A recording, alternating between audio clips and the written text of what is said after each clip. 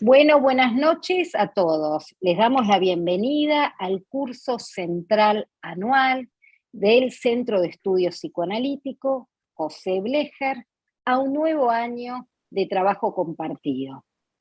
El año pasado nos ocupamos de desarrollar y profundizar aquello más específico del psicoanálisis, que es la escucha por la palabra, preguntándonos, ¿por qué curan las palabras?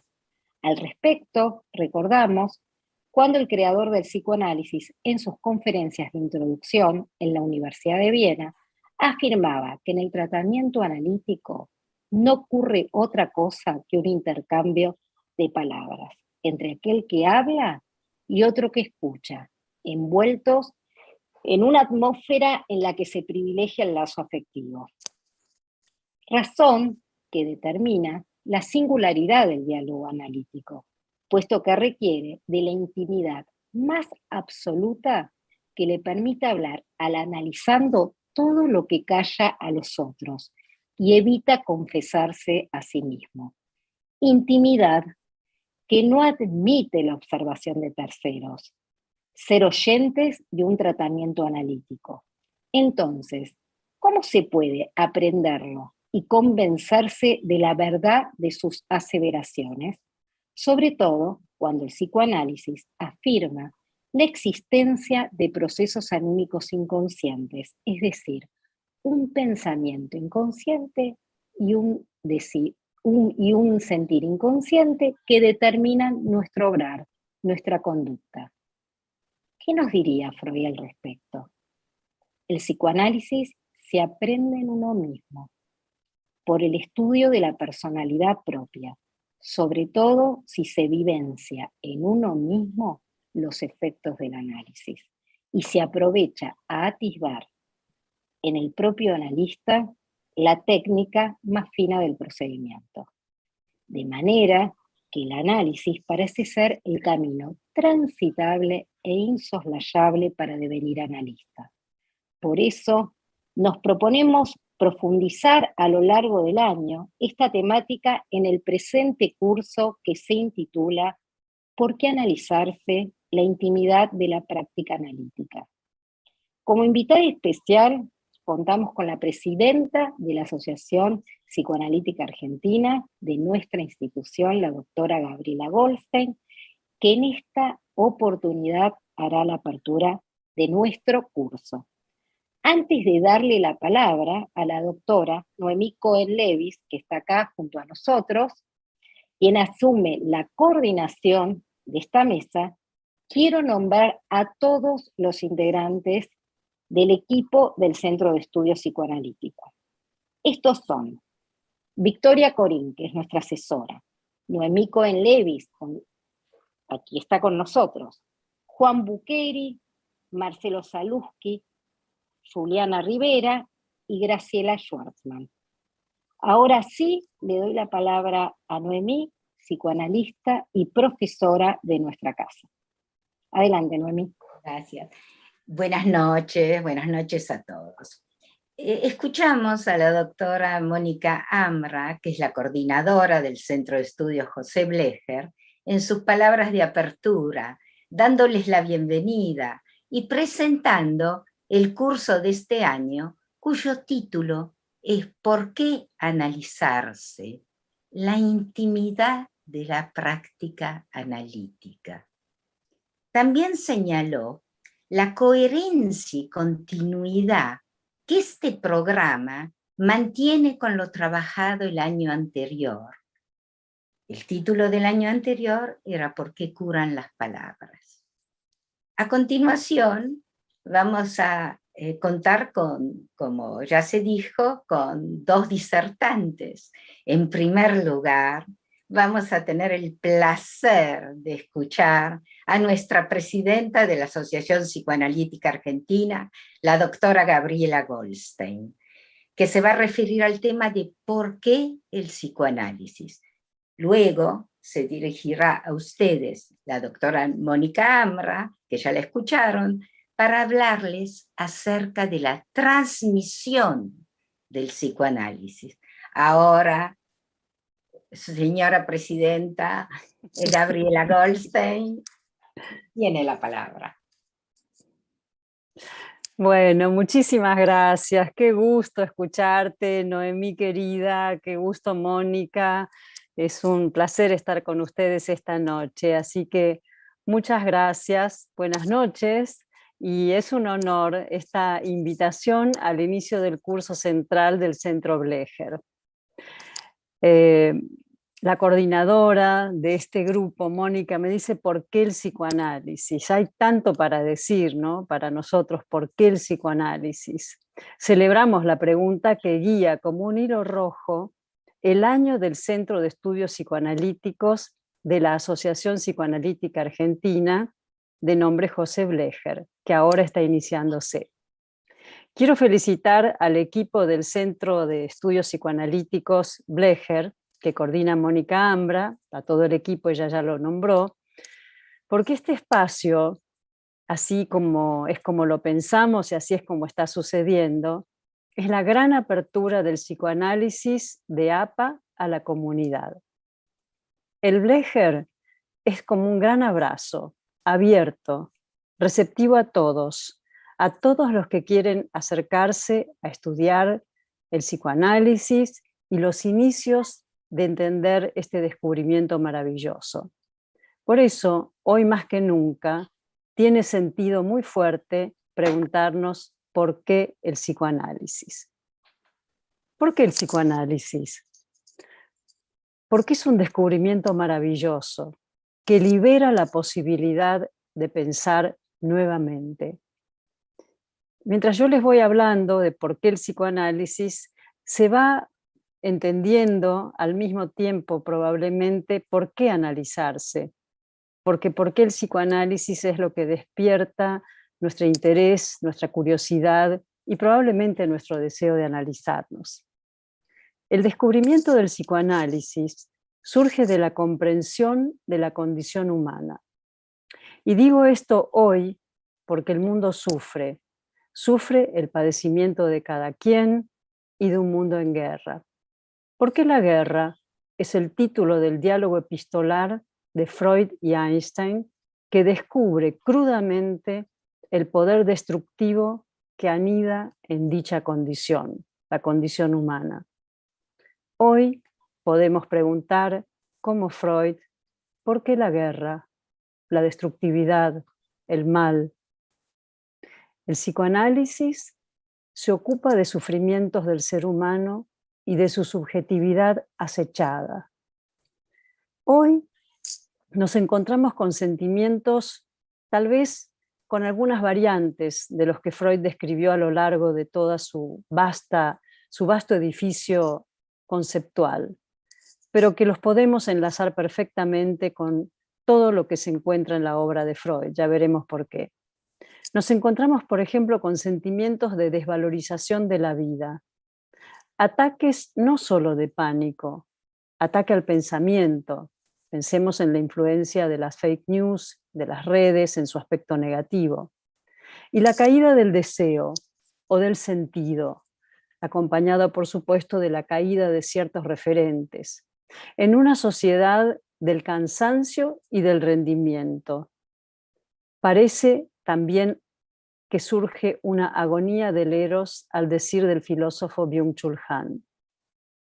Es tiempo de depresiones y de ansiedades, dice Rudinesco en su libro que se llama ¿Por qué el psicoanálisis? Y nos explica que el umbral de tolerancia para ella y los estudios que hizo de los sufrimientos habituales ha descendido hasta lo intolerable y pareciera que esto justifica la búsqueda de la medicalización del dolor. Entonces es claramente pertinente preguntarnos ¿por qué el psicoanálisis? Porque abre la curiosidad científica para hablarle a la gente interesada, como todos ustedes, no solo en el por qué no el placer, de lo que estuvimos hablando recién, sino en el odio, porque hay que tocar lo que Alice Miller denominó el placer más prolongado, el odio. Temas de mucha actualidad. Se preguntan si el psicoanálisis, ¿por qué? y es actual, pensemos en esto. Aquellos a los que les gusta el daño, porque es lo único que tienen, porque el goce es la profusión, por ejemplo, de las drogadicciones, adicciones, compulsiones y un estado que podríamos casi llamarlo de violencia generalizada. ¿Qué hacer con esto? La posibilidad es lo que implica abrir un campo capaz de percibir la belleza. Entendamos la belleza como verdad, entendamos la belleza como curiosidad, entendamos la belleza como ligadura. Y así, en ese campo, ser capaz de percibir el dolor y no obturarlo, ni tampoco politizarlo. El daño a la sexualidad, entendida como eros y pulsión de vida, sería la pérdida de la belleza. La pérdida de los vínculos, la relación con el otro, implicaría lo que entre analistas podemos llamar el retraso a la analidad. Parece algo muy psicoanalítico, pero pensemos ni más ni menos que cómo nos obsesiviza el sistema actual del neoliberalismo en el que vivimos, donde la vida está cuantificada. Hemos pasado por algo de esto durante la pandemia. Gran pregunta del psicoanálisis. No vamos a probar de lastimar la belleza, que es verdad y es eros. Esto implica un movimiento de cambio, que es el reconocimiento de la falta, para poder llegar a la verdad y a eros. El reconocimiento de la falta y de que nada se completa del todo. Es en ese sentido que podemos decir que el yo, el dolor del yo, es tratable.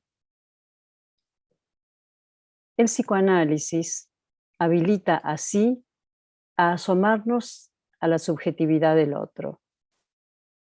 Habría que preguntarse, por ejemplo, y esto ya es entrando en la cuestión de por qué analizarse, por qué algunas personas dan la impresión de que las persigue un destino. Algunos sienten que los persigue un destino trágico o demoníaco. Y eso es lo que aborda el psicoanálisis como ninguna otra disciplina, porque descubre, con mucho trabajo, la parte del sujeto implicada inconscientemente y en alguna medida que ha tenido que ver con ese destino, ahogado en mandatos inconscientes que son sede de un otro. ¿Qué otro?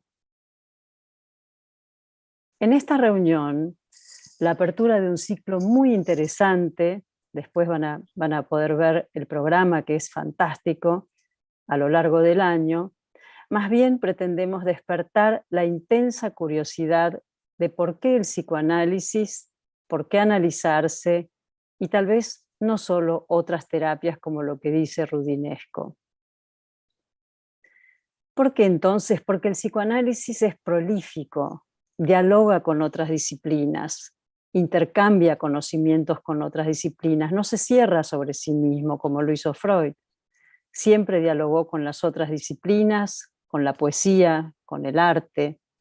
El psicoanálisis es una posibilidad única de resolver los padecimientos actuales y valorizar plenamente la terapia psicoanalítica en cuanto tiende a combatir contra fuerzas que alejan y extrañan al hombre de sí mismo. El psicoanálisis, dice Remo Bodei, es reconocido como una doctrina que no rastrea la génesis de las angustias persecutorias únicamente en factores peculiares de la historia individual, sino que también las adscribe a favor de efectos sociales de vasto alcance. Esto es interesante porque pareciera que por algunas derivas del psicoanálisis post-freudianas o de otros caminos, se ha pensado que no había una íntima relación con lo social. Y sin embargo queda claro que la historia transindividual o transgeneracional tiene que ver con esta impregnación directamente en lo social de vasto alcance, justamente como todas las teorías que hoy se están trabajando de género. Ahora bien, volvamos a algún tipo de definición más canónica, podríamos decir. Una definición canónica del psicoanálisis, remitiéndonos a palabras del mismo Freud, es, y lo voy a leer a la letra, un método para explorar los procesos mentales inconscientes, ya hemos hablado de la subjetividad, una técnica para tratar las enfermedades psíquicas, hemos hablado de una gran gama de cuestiones que tienen que ver con los padecimientos de siempre y actuales, y un cuerpo de teorías derivadas de la aplicación de este mismo método y esta técnica. Hemos hablado de esto, recién estuve hablando un poco con ustedes. Y también, curiosamente, y esta es la forma en que Freud piensa, siempre avanzando, interrogándose, quizás relanzando otras ideas nuevas, como todos sabemos, los giros de distintos puntos de vista cuando aparece un problema al que le hace frente y avanza sobre algo que parecía que no tenía solución.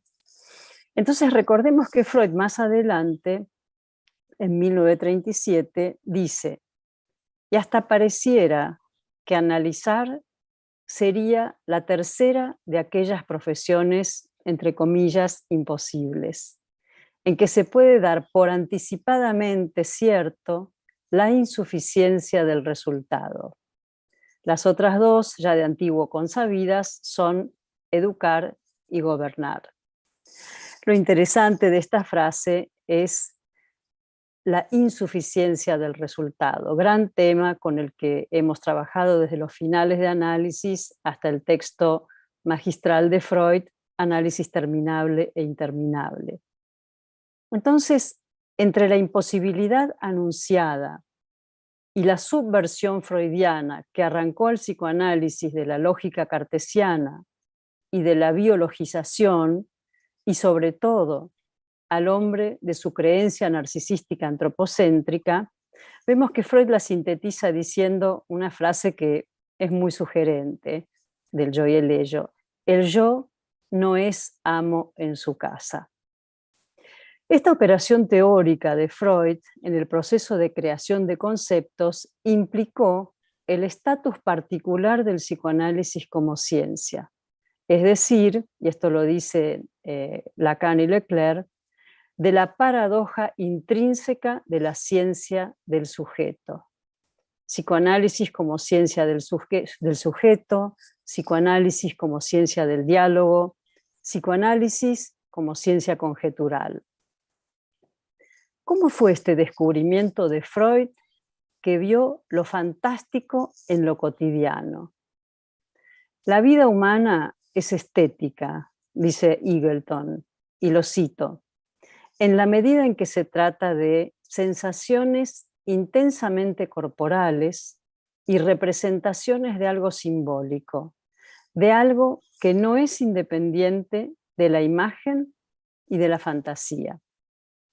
El inconsciente, al trabajar, dice Eagleton, es en un proceso de condensación y desplazamiento, superponiendo sus imágenes temporalmente, estamos hablando claramente no solo del sueño, pero la esencia de la vía regia, podríamos decir que utiliza, es la manera en que él lo piensa, un tipo de lógica estética a la manera del bricolage.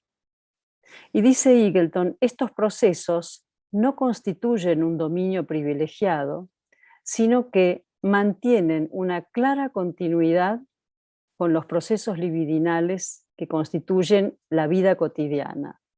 Y la vida cotidiana es también extraordinariamente extraña.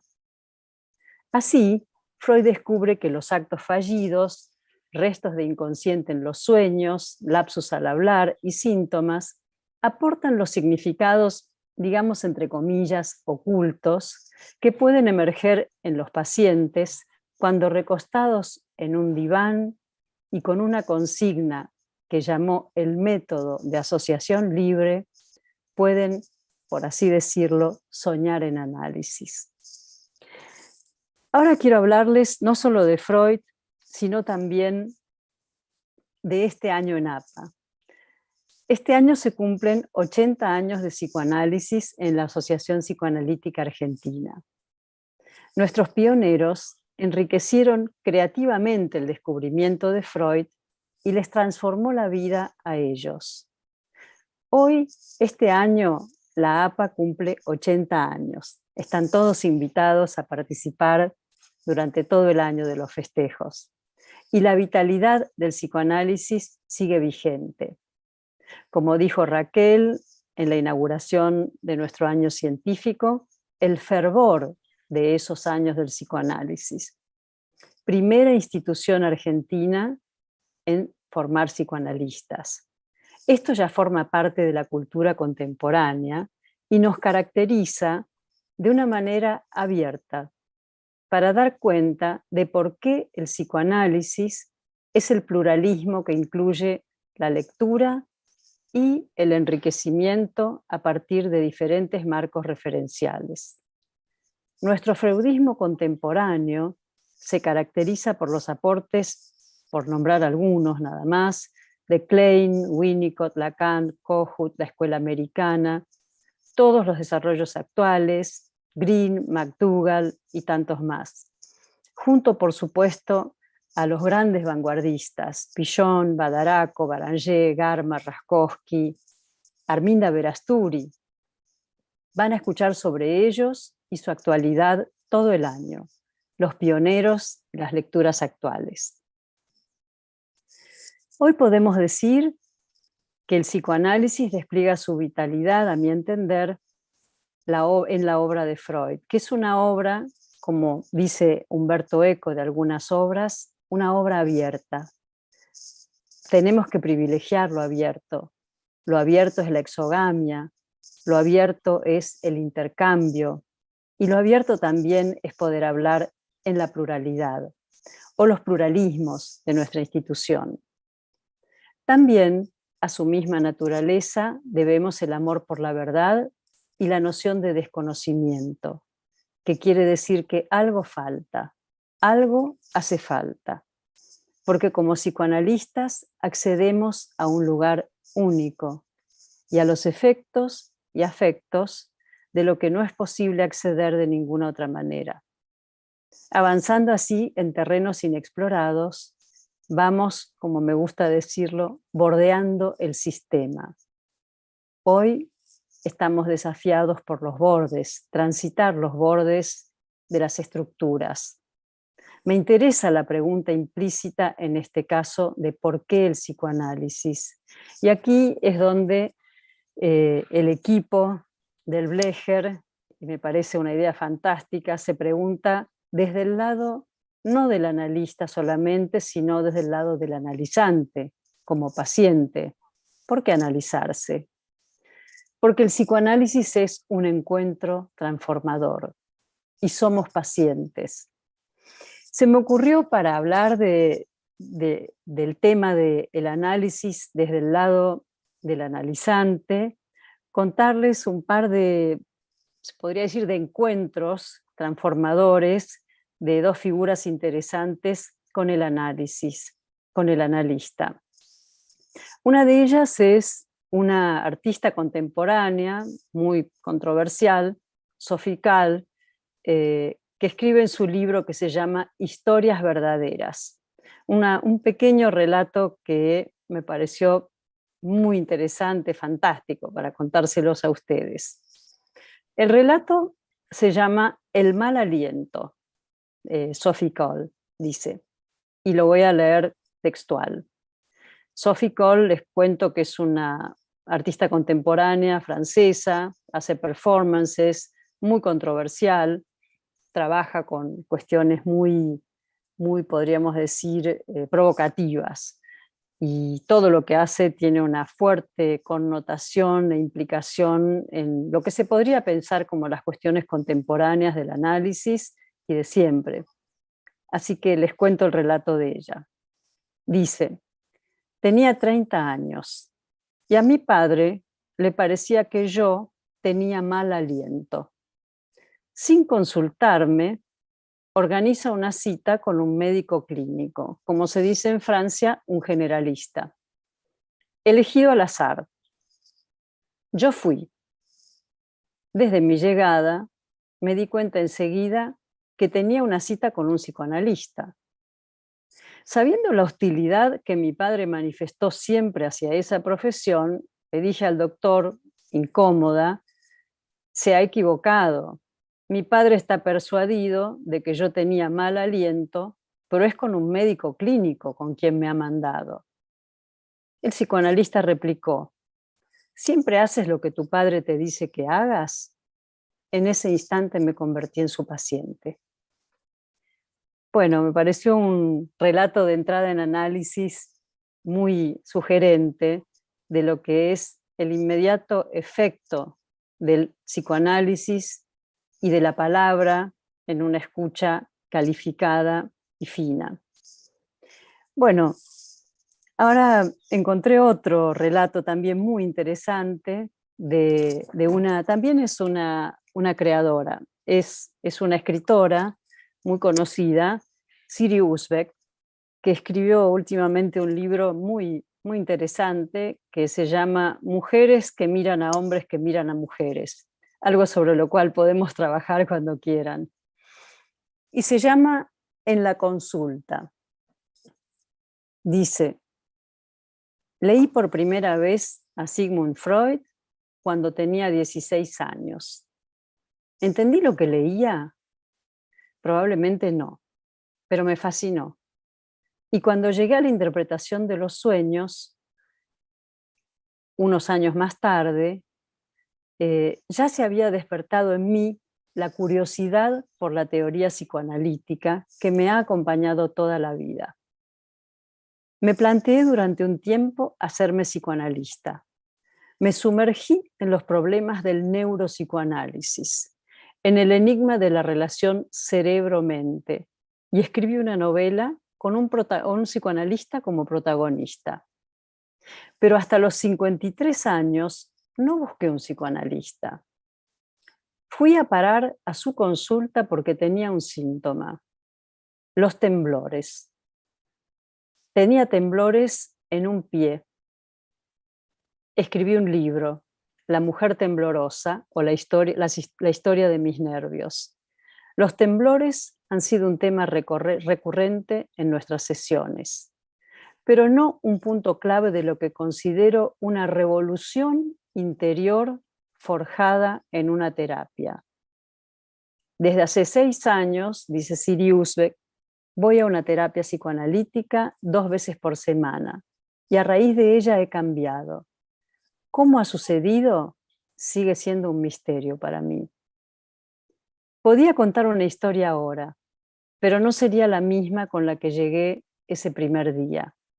Pero la dinámica de cómo una historia suplantó a la otra, de cómo hablar a menudo de forma repetitiva, indirecta, especulativa, incluso disparatada, ha provocado este cambio en mí, no podría explicarlo con precisión. Solo sé que me siento más libre. Me siento más libre en los ámbitos de la vida y del arte, que al fin de cuentas son inseparables. Este es el relato de Siri Usbek, que también fue una de las, fue la introductora, digamos, principal del Congreso de la IPA, que fue el año pasado sobre lo infantil, con un texto magnífico. Bueno, no sé cómo estoy con el tiempo, Mónica, Noemí, ¿cómo voy, Noemí? Está bien. ¿Sí? Estás bien con el tiempo. Si querés continuar, podés continuar un Bueno, ratito más. bueno, perfecto. Bueno, creo que lo que escucharon ustedes es muy elocuente y ya la cuestión sería cómo dar cuenta de algunas de las cuestiones, quizás, por supuesto que son temas a desarrollar, pero para nombrar solamente se me ocurrió 2 ideas que me gustaría compartir con ustedes. La primera es, como lo dijo Mónica, lo dijo también Noemí, en relación al tema del año pasado, pero lanzado sobre este año, ¿con qué oído escucha el analista? Y un breve relato de cómo Freud descubre la escucha a partir de su experiencia con Charcot, no únicamente. Ustedes saben que Freud nació en Moravia, luego se estableció a los 4 años en Viena con su familia y allí pasó su niñez y adolescencia. Estudió biología, medicina, se especializó en neurología y luego viaja a París para completar sus estudios, muy interesado en el innovador médico Charcot. Ustedes saben que Charcot daba unas clases magistrales donde trabajaba hipnotizando a las histéricas para que entraran en trance. Porque Charcot pensaba que algunas enfermedades mentales no tenían causa orgánica, sino psicológica. Entonces utilizaba la hipnosis como método terapéutico. Con Charcot, Freud se inicia en el estudio de la histeria y en la aplicación de la hipnosis como terapia. Su influencia es fundamental y lo estimula a conceptualizar lo que luego sería la cura por la palabra y a producir ese giro trascendental de la mirada y la observación clínica a partir del ojo que ve a la escucha del relato del paciente, es decir, la realidad psíquica. Dejando atrás la hipnosis, descubre lo no decible que aparece en el discurso con la fuerza de la palabra en transferencia. Bueno, eso es muy breve para decirles cómo se produce algo de este tímpano especializado que es la escucha analítica, que tiene algo muy singular, que es escuchar más allá de lo que es el discurso manifiesto, por supuesto. Bueno, la otra manera de contarles uno de los conceptos fundamentales, absolutamente necesario y que hace a la naturaleza misma del psicoanálisis, es la transferencia. Tampoco voy a desarrollar aquí una clase sobre la transferencia como sobre la escucha analítica, simplemente unas breves pinceladas para hacerles sentir que todo esto de lo que estamos hablando se desarrolla, como me gusta decirlo, al calor de la transferencia. Al calor de la transferencia también, que es transferencia, podemos soñar en análisis. No es cualquier cosa esto. El calor de la transferencia, los analistas sabemos que tiene matices tremendos, desde la pasión que no escucha razones, las sustancias explosivas de las que habla Freud, hasta el motor que nos permite hablar y nos permite poder seguir desplegando un tipo de amor que sostiene la transferencia de un modo amoroso sublimado, podríamos decir. El soñar es algo que se activa en el análisis, se despierta en el análisis. Soñar en análisis es una maravilla. Espero que todos puedan hacer la experiencia de soñar en análisis. Y lo digo porque también poder acostarse en un diván y soñar no es cualquier cosa. La transferencia es el motor de la cura, ya lo sabemos. Es un recurso absolutamente indispensable para el trabajo analítico. Freud dice, y lo cito, los síntomas neuróticos, que para emplear una comparación tomada de los dominios de la química, son los precipitados de anteriores sucesos eróticos. Volvemos al tema de lo erótico, en el sentido del lazo, en el más amplio sentido. No pueden disolverse y ser transformados en otros productos psíquicos más que a la elevada temperatura de la transferencia. Creo que es una frase magnífica de Freud porque habla de transformación, sucesos eróticos en el más amplio sentido, con todo lo que esto implica, y que únicamente si aparece algo del amor de transferencia, que también se transforma en resistencia, es como podemos acceder a algo de esa transformación, a la elevada temperatura de la transferencia, que a su vez inserta al analista en una de las series psíquicas que Freud llama modelo de amor, que es el modo en que se repite los amores, como dice Freud, que nunca se olvidan, que es el primer amor. y que el paciente ya tiene formados. La transferencia es solo una pieza de la repetición, y la repetición es la transferencia del pasado olvidado, aunque no solo eso, por supuesto. Al igual que el sueño, y aquí es donde se relacionan transferencia y soñar en análisis, dice Freud, el enfermo atribuye condición presente y realidad objetiva a los resultados del despertar de sus mociones inconscientes. Quiere actuar, aguiren, sus pasiones sin atender a la situación objetiva real. Esto se debe a que las mociones inconscientes no quieren ser recordadas, como la cura lo desea, sino que aspiran a reproducirse en consonancia con la temporalidad y la capacidad de alucinación de lo inconsciente. Entonces la transferencia es resistencia y repetición, motor de la cura, es la palestra, la arena, podríamos decir, el escenario, la escena en la que le está permitido al paciente desplegar lo que quisiera actuar con total libertad. La fuerza del amor, la pasión y la ternura sublimada son los que hacen fluir el calor de la transferencia y que no quede estancado. La interpretación tiene mucho que ver en eso también.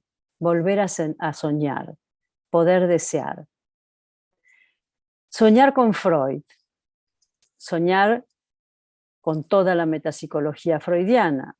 Es el gran aporte freudiano que tiene que ver no solo con el desvelamiento de un enigma, sino con una forma de pensamiento inédito, con lógicas, como dijimos anteriormente, que le son propias y que se superponen. Para Freud, la doctrina de los sueños ocupa en la historia del psicoanálisis un lugar especial. Recuerden lo que dijo Siri Husbeck, como tantas personas cuyo primer encuentro con el psicoanálisis es a partir del libro de los sueños, como lo llamamos. Entonces marca un punto de viraje y con ella el psicoanálisis, dice Freud, consumó su transformación de procedimiento terapéutico en psicología de lo profundo. Desde entonces, la doctrina de los sueños ha permanecido como lo más distintivo y propio de la joven ciencia. Aquí es donde Freud nos da una pista para poder pensar el inconsciente como creador. Entonces, para ir terminando, voy a utilizar una palabra controversial que también es parte de lo que estamos trabajando este año en la Secretaría Científica y que es un término que lo usamos a propósito para despertar la controversia y la reflexión. Lo que cura en el análisis, entonces, pensando en la transferencia, en la repetición, en lo que estuvimos diciendo, es la relación repetida, intensa y esclarecedora entre un analista y su paciente que lo ayuda en la curación o transformación o el descubrimiento para encontrarse como sujeto, o sea, no está afuera de él, sino él mismo. Y si es posible, como dice Freud también, que lo descubra él mismo. Como dice Freud de la interpretación, cuando está en la punta de la lengua del paciente.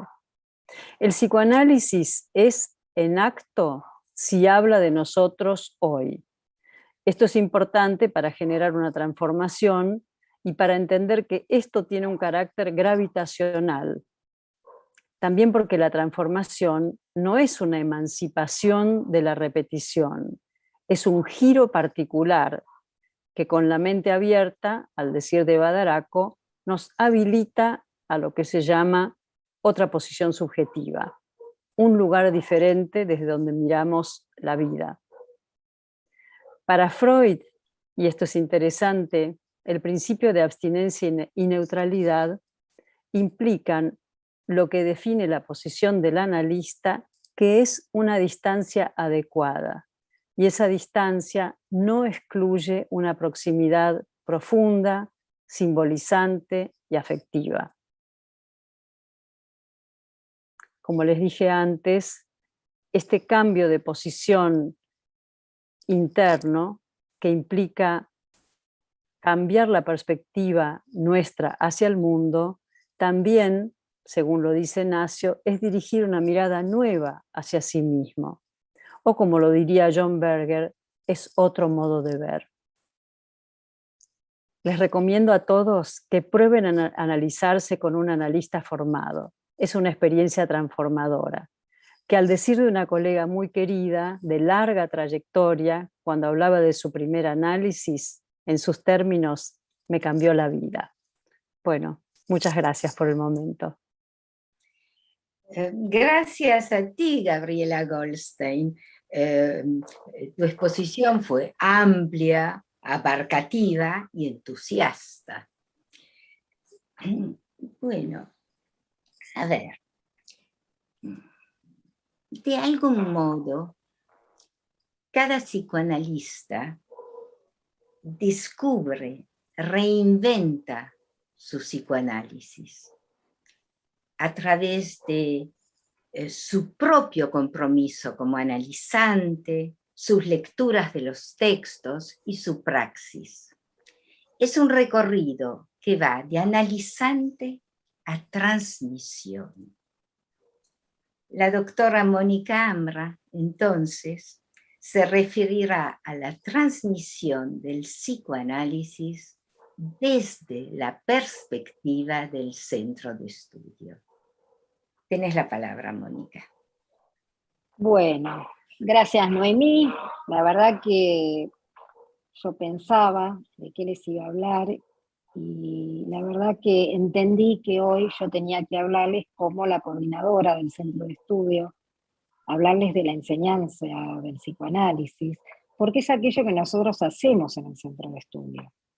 Por eso, en mi exposición, yo quiero poner el acento en cómo se vincula el curso que vamos a inaugurar hoy y que estamos inaugurando hoy con la formación del analista. Vale decir, me voy a referir al lugar de la teoría en la construcción de la función analítica. Por eso voy a hablar de la enseñanza del psicoanálisis, que tal como afirma Victoria Corín, tiene sus marcas propias. Fundamentalmente por la relación que en psicoanálisis el saber guarda con lo inconsciente.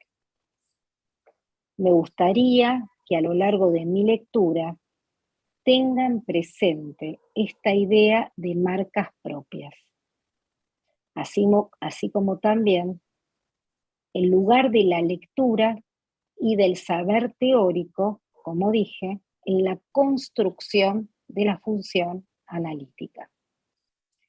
En este sentido, quiero decirles que se transmiten 3 tipos de saberes.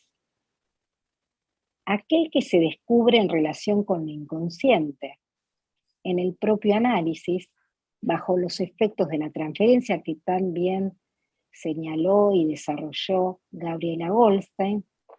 Por ejemplo, este saber que se transmite, que se descubre en el propio análisis y que tiene que ver con lo inconsciente, es como decirles que Charcot pudo aprender aquello que no le enseñó, o sea, perdón, al revés, que Freud aprendió de Charcot aquello que él nunca le enseñó, ¿no es cierto?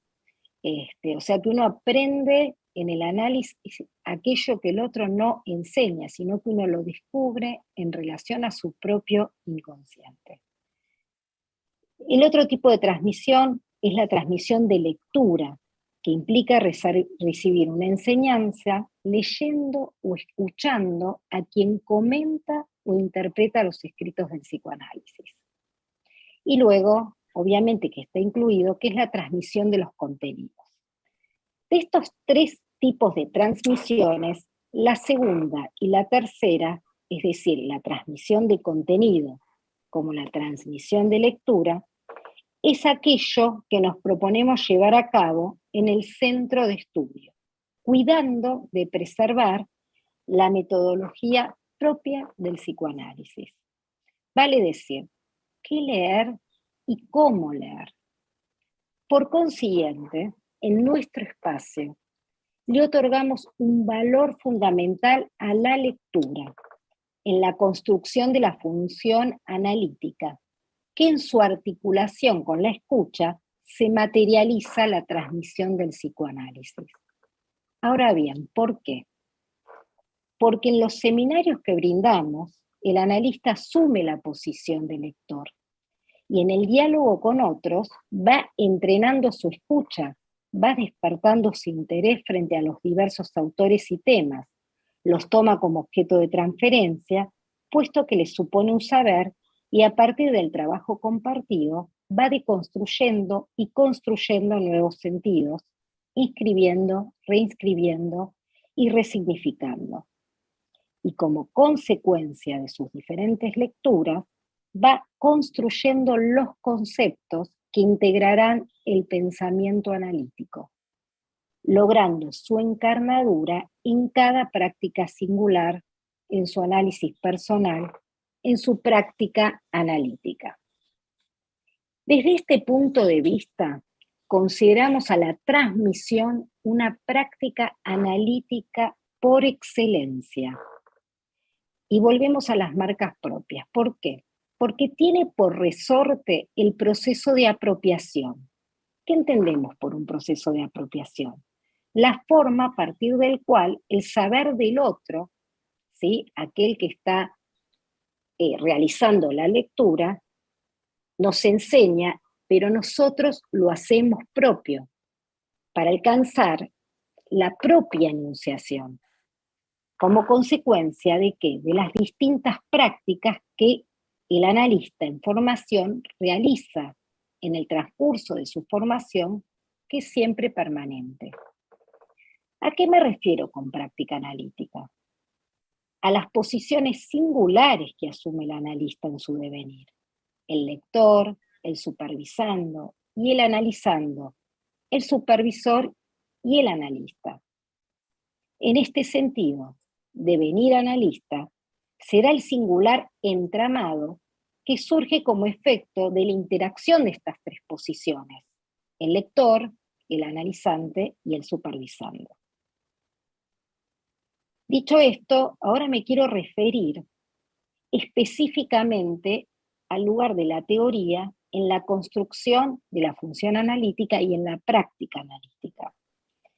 Si bien comprendemos que el saber teórico es un tema controvertido en el mundo analítico, también sostenemos que sin la incorporación de esquemas referenciales es imposible la construcción de un pensamiento analítico, que desde mi punto de vista está integrado por un cuerpo conceptual teórico que sirve de marco inconsciente. Esto es como muy importante, ¿no? Porque no es un saber consciente, no. Ese marco conceptual sirve de marco inconsciente, uno lo inconscientiza, ¿sí? ¿Para qué? Porque le sirve de marco inconsciente a la escucha y facilita entonces la transformación del decir del paciente en discurso analítico. Esta idea ya fue pensada por otros autores, como por ejemplo Piero Lanier, con su formulación de la teorización flotante, o André Green, cuando afirma que los conceptos psicoanalíticos, una vez adoptados, para mí son creados, no son adoptados, modifican la escucha del analista, lo que a su vez lleva a replantearse los instrumentos teóricos del psicoanálisis. Y también voy a señalar lo que dice Pontaliza al respecto, cuando postula que el destino del psicoanalista es construir su propia lengua. Sin embargo, y esto es un tema fundamental, el inconsciente, o lo inconsciente mejor dicho, se rehúsa a ser captado conceptualmente. Entonces, a la hora de abordar la práctica clínica, se corre riesgos en dos situaciones. Voy a nombrar dos de las tantas, pero por ejemplo, cuando se intenta acercar la problemática del paciente a la teoría recibida. O bien, cuando la intervención analítica adopta la forma de una observación teórica. En ambas situaciones, el saber teórico constituye un obstáculo en la clínica, puesto que expulsa al analizando y al analista del juego asociativo, dejándolo sin palabras.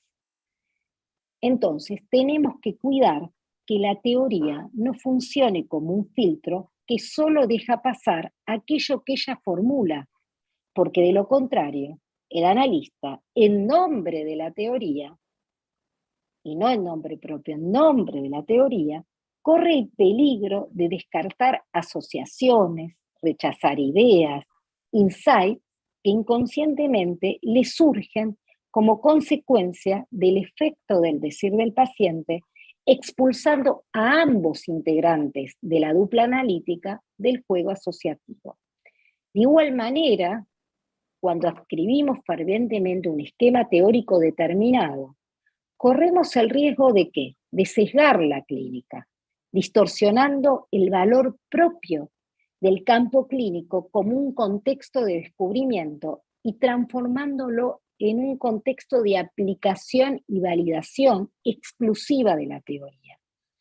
De este modo, se desvía el foco necesariamente convocante del diálogo analítico, que es el guión narrativo del paciente hacia la aplicación sistemática de postulados teóricos vaciados de sentido. Sin embargo, ¿no? A pesar de lo dicho, toda interpretación está sustentada en la teoría, remite a ella, pero para el analizado esto no reviste interés alguno. Por eso, el analista debe rehusarse al saber y sostenerse en el lugar de supuesto saber. Bion lo decía en su célebre Sin memoria y sin deseo. Entonces, basta con que la teoría integre el pensamiento analítico del analista. Yo ya lo dije al principio, el pensamiento es inconsciente para el psicoanalista. Hay un pensamiento inconsciente, entonces la teoría integra ese pensamiento inconsciente o integra ese pensamiento analítico del analista que es inconsciente y le sirve como marco, obviamente inconsciente a la escucha, ¿para qué? Para que sea encontrado por la intervención adecuada. O sea, el analista es encontrado, no es que busca. Eso es un tema muy importante en nuestro quehacer. Por eso, es a partir de la contratransferencia, como dice Manoni, que inventamos nuestras interpretaciones y luego creamos teoría. Ahora bien, yo quiero ejemplificar lo desarrollado como un material clínico publicado por Octave Manoni. Manoni le solicita a un psiquiatra de un hospital que le derive una persona susceptible de ser analizada. Fue así como el señor M, así como lo llama Octave Manoni, llega a la consulta. Octave Manoni lo describe como una persona joven. Él dice una especie de factotum que se encargaba de tareas de poca monta. En la primera sesión, el paciente sacó del bolsillo un atado de papeles diversos y le dijo a Octave Manoni: no vale la pena que le explique, ahí está todo. Se trataban de recetas, nos cuenta Manoni, planillas de temperatura, resultados de análisis de laboratorio, etcétera. A lo cual, ¿qué hace Manoni con eso? Es muy interesante, le devuelve todo. Le devuelve los papeles enseguida y le dice, pero por favor, hable de lo que quiera. Pasadas 3 semanas, luego de una sesión vacua, al retirarse le dijo, no quiero seguir viniendo. A lo que Manoni le respondió, enhorabuena, es la primera vez que habla usted por usted mismo, en nombre propio. Terminada la sesión, el analista, que es obviamente Manoni, se preguntó, ¿cómo surgió esta interpretación? Que no siguió, también aclara esto, no siguió el modelo de hacer consciente el inconsciente. Yo no le dije al paciente, a ver qué asocia usted con esto. Según Manoni, el decir del señor M, no quiero seguir viniendo, le recordó, y yo agrego, inconscientemente, la concepción teórica acerca del rol de la negación en la constitución del sujeto. Sin embargo, no es lo que Octave Manoní le responde: no obstante, cabe preguntarse, en la interpretación de Octave Manoní, ¿hay teoría o no? ¿Qué les parece a ustedes? Ya sé que no me pueden responder, pero yo les pregunto, ¿hay teoría o no? Vale decir, en la formulación de la interpretación, ¿está presente la teoría? Y si lo está, ¿cómo? ¿De qué manera? ¿Ustedes piensan que lo puede decir cualquiera? Esa interpretación, ¿ustedes piensan que lo puede decir cualquiera? Yo pienso que no. Ese decir espontáneo del analista encierra formación. La lectura de los textos, su análisis personal, condición que le permite confiar en abandonarse al diálogo analítico, porque el analista está implicado en su saber. Por consiguiente, la intervención del analista surge como efecto de ese campo dinámico y asociativo, de asociatividad compartida, que se establece entre el analista y el analizando, donde la palabra del otro pone en juego la dimensión inconsciente de la escucha, sostenida en la contratransferencia, y estimula el tejido conceptual inscripto en el analista. O sea, esa intimidad, eso que el paciente solo lo puede decir en análisis, estimula el tejido inscripto del analista también. Proceso a partir del cual la teoría recibe su encarnadura y como resultado, el analista es encontrado por la interpretación que brota espontáneamente, sin siquiera pensarla. Pensarla decimos acá conscientemente, ¿no?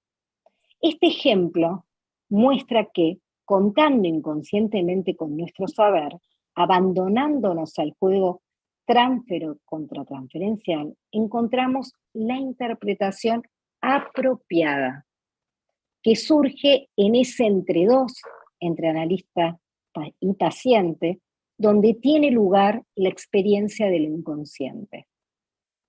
El analista habla, entonces, en nombre propio, y no en nombre de la teoría ni de otros. Quizá porque la esencia de la formación es que el maestro se anula en el momento de la transmisión, donando su saber para que el analista en formación lo pueda crear dentro de sí. De este modo, el analista en su devenir va construyendo su pensamiento analítico con el otro, en análisis, en los seminarios, preservando su originalidad y creatividad personal. Muchísimas gracias. Bueno, asistimos a una exposición comprometida y muy responsable de Mónica Ambra. Va concluyendo esta apertura, esta primer clase, digamos, este primer encuentro. El próximo encuentro nos va a encontrar dentro de un mes, el 21 de abril, en que el tema va, digamos, el subtema dentro del tema del año, porque dijimos que el tema del año es por qué analizarse la intimidad de la práctica analítica. Entonces, el tema de la clase, de la próxima clase, va a ser el analista como instrumento de su práctica. Y contaremos en esa segunda clase con la doctora Alicia Beatriz Kilner y el doctor Roberto Julio Rusconi. Me resta decirles hasta entonces, los esperamos. Muy buenas noches.